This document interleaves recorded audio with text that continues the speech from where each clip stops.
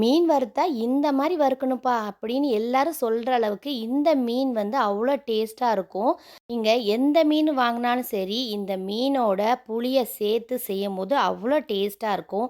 வீட்ல இருக்க மசாலா வச்சே சூப்பரா செஞ்சிடலாம். இது ரொம்ப ரொம்ப சிம்பிளான ஃபிஷ் ஃப்ரை. ஆனா ரொம்பவே சூப்பரா இருக்குங்க.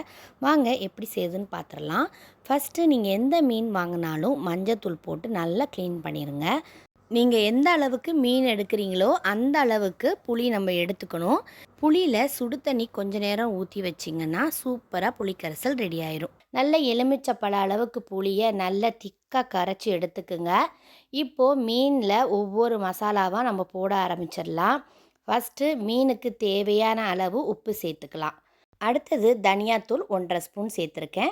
மிளகாய்த்தூள் 2 ஸ்பூன் சேர்த்துக்க போகிறேன். உங்களோட மீனோட அளவுக்கு ஏற்ற மாதிரி எல்லாத்தையும் கூட்டியோ குறைச்சோ சேர்த்துக்குங்க. கொஞ்சமாக மஞ்சத்தூள் சேர்த்துட்டு 1/4 கப் அளவுக்கு திக்காக கரைச்சி வச்சுருந்த இந்த புளி கரைசலை எடுத்துக்கிறேன். மீனோட அளவு அதிகமாக நீங்கள் வச்சுருந்தீங்கன்னா ஒரு 1/2 கப்பு கூட சேர்த்துக்குங்க. இப்போ இது கூட கருவேப்பிலை சேர்த்து நல்லா மிக்ஸ் பண்ணிக்கிறேன்.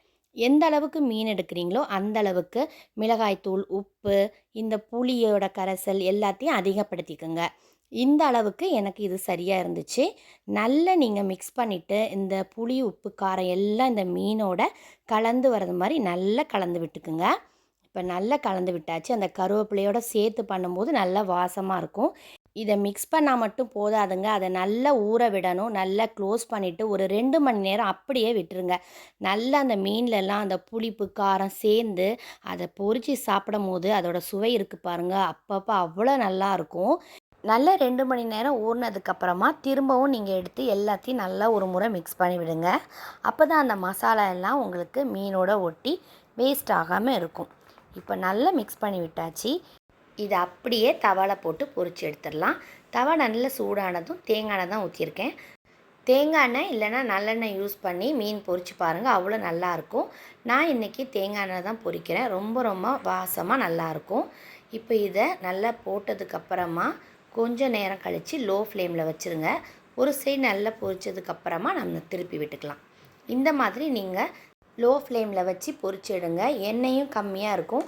அதே நேரத்தில் மசாலாலாம் உதிராமல் அந்த மீன்லேயே ஒட்டி ரொம்ப சூப்பராகவே நல்லா வரும். சமையலே தெரியாதவங்க கூட இந்த மெத்தடில் மீனை பொரிச்சு பாருங்கள், அவ்வளோ டேஸ்ட்டாக இருக்கும். ஃபஸ்ட் டைம் மீன் பொரிக்கிறதா இருந்தால் நீங்கள் இதையே ட்ரை பண்ணலாம். ரொம்ப சூப்பராக இருக்கும். சுட சுட சாதத்தில் நல்ல ஒரு ரசம் வச்சு பிசைஞ்சிட்டு இந்த மீன் பொரிப்பை வச்சு சாப்பிட்டு பாருங்கள், அவ்வளோ டேஸ்ட்டாக இருக்கும். ஆனால் அன்னைக்கு நான் மீன் குழம்பும் மீன் ஃப்ரையும் தான் வச்சுருந்தேன். ரொம்பவே சூப்பராக இருந்துச்சு. அவ்வளோதான், சூப்பரான ஃபிஷ் ஃப்ரை ரெடி ஆகிடுச்சு. நீங்களும் ட்ரை பண்ணி பாருங்கள். இந்த வீடியோ பிடிச்சிருந்தால் லைக் பண்ணுங்கள், ஷேர் பண்ணுங்கள், சப்ஸ்கிரைப் பண்ணுங்கள். தேங்க்யூ.